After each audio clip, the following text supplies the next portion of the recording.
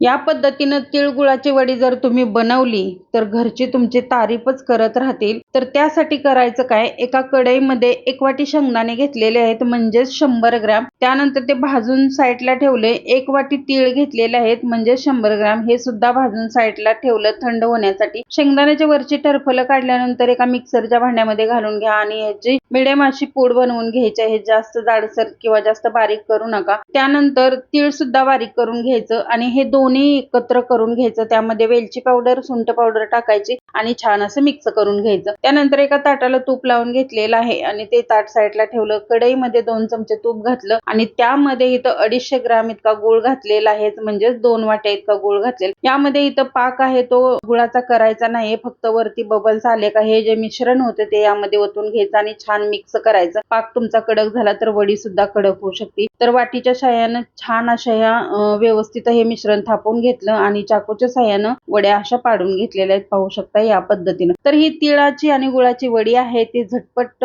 बनणारी आहे। अगदी नवशिकी मुली असल्या तरी सुद्धा ही वडी आहे ते बिघडणार नाही। नक्की एकदा ट्राय करा आणि कमेंट करून सांगायला विसरू नका। धन्यवाद।